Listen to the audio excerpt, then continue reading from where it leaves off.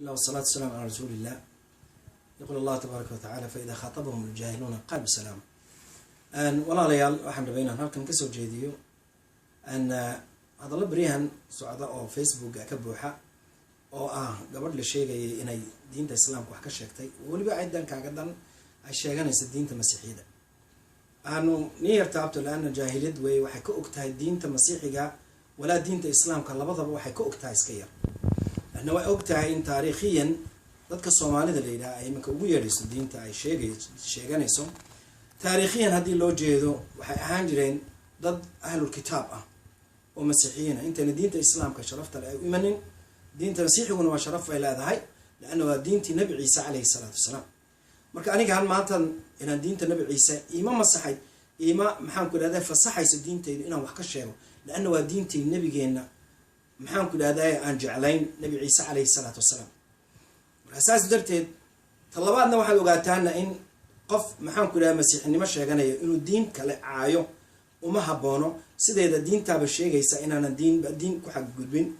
diinta islaamkuna sida ay maxaan ku leedahay ay u ixtiraamaysa diinta masiixiga ay diinta masiixiguna u ixtiraamaysa diinta islaamka laana dhibaatada waxa keenay qoftan jaahilada ay diinta soo gashay aan waxba ka ogeyn taasa waxa keentay inay diintii masiixiyadii inay maxaan ku leeyahay meel kaga dhacdo laana waxa isku ahaayeen taariikhiyan dad noqono abayaasheen awooyaasheen waxa ahaan jireen dad masiixiin way qaateen kadib sharafna waa mudan yihiin diinta masiixiyadu iyo islaamku wada shaqeyn jireen waxay ka ogtahay ayaa iska yar waa jaahiliyad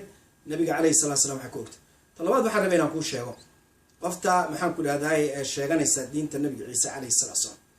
walaal waxaan ku leeyahay walaal waxa weeye diintaydan Ciise maxaan qof diin masiixi sheeganaya inaan caayo laakiin adigu meel baad gafbad ayaa ku gaftay waxaad ku gaftay nabiga alayhi salaatu wasalaam budgoon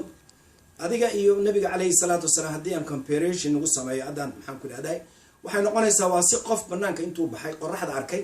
qorraxdii oo ka sareysa markuu arkay qandhuuf ku tufay waxay noqonaysaa inay qandhuufti isaga ku soo noqotay laakiin qorraxda waxa yeelaysaa iska yar waa la socotaa maanta haddaad u fiirsatid nabi maxamed alayhi salaatu wasalaam professor waaweyn oo maxaan ku leeyahay taariikhda dhigtay oo dhan ayaa kutubo ka qoray nabi maxamed alayhi salaatu wasalaam u noqo kutubtaasi oo noqo talabaad waxaad sheegatay inaad tiri inaad ku faanaysid diinta maxaan ku leedahay inaad diin kale inaad diinta islaamka ka baxday walaashay waxaan ku sheegi lahaa in diinta islaamka ka baxday iyo adigu waxa tihiin kaneeco geed ku fadhiisatay markay geedkii ku fadhiisatay cabaar yar joogtay cabaar markay joogtay kadib ay rabtay inay kacdo ayaa waxa ku tiri geedow waan kacayaaye maxaan ku leedahay dhaqdhaqaaqin ee is ilaali waan kacayaa markaas geedkii wuxuu ugu jawaabay wuxuu ku yiri xageebaad dhinaceebaad igaga fadhidaa haddaa tahay kaneeco dhinaceebaad igaga fadhidaa marka adigii ha u malaynin maanta bixista aad ka baxday diinta ama aad sheeganaysid maxaan ku leeyahay inaad diinta ka baxday dadka aad ugu yeeraysid waxay noqotay alaalay maalintii millions sanadkii intaas oo ayaa islaamka soo gala oo islaamka waxa weeye iyana diintaasi gaarsiinay waxa weeye adiga sida u caayay ayuunbay arkayaan markay arkaan ay dhageystaana ilaan dadku xamaqiin maahe way raadinayaan waxay leeyihiin war islaamka wax laga sheegay baraadiya intee ayaa soo islaantay oo ku islaantay un cayda la caayay marka walaal waxaan ku oran lahaa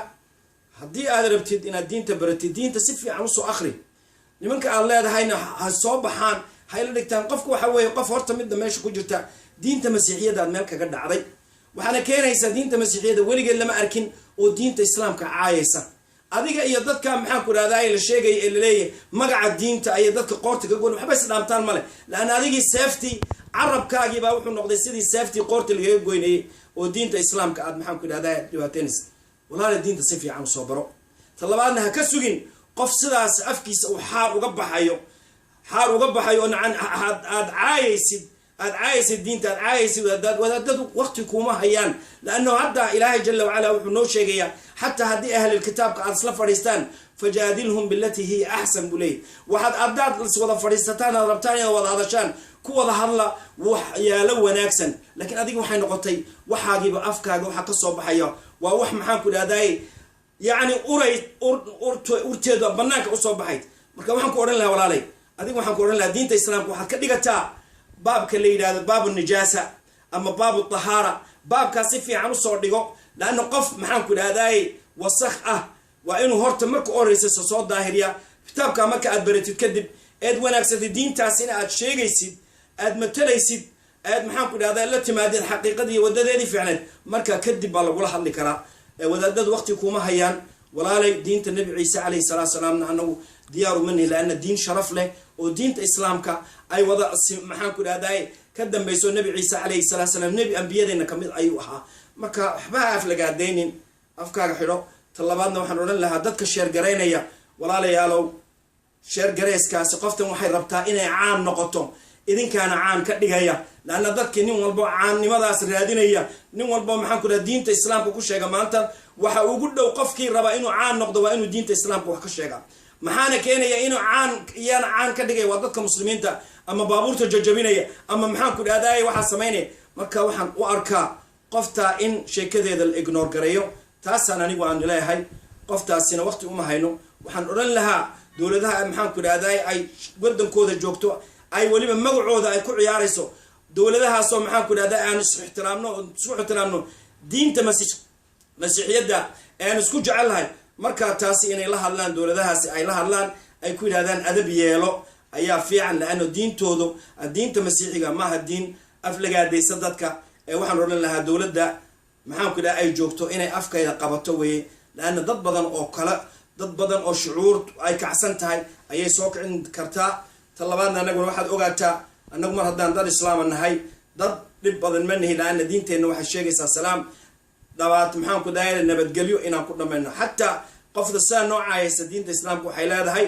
inaan salaam maxaan ku dhaha salaam diinta masiixiyada ay ka sheegaysa ee caytamaysana nabi ciise calayhi salaatu wasalaam kitaabkiisa u noqo waxa weeye dhabanka haddii uu kaa rarbaaxo dhabanka kale u dhigo ayuu leeyahay markaad adigu caydan iyo nabigaad caayaysid iyo xaggaad ka keentay ayaan garan laanahay bal waxaan ku odhan lahaa adab yeelo oo diinta si fiican usoo baro tani aad iminka xataa ku jirtid waxaad ka taqaanaaba iska yar marka taa usoo baro waxay ku bari lahayd adabta iyo ixtiraamka diimaha kale la ixtiraamayo sidaasaan kaga baxayaa waxaan idinka digayaa walaalayaal inaanad waxeed aanad sheergareenin hada wasalaam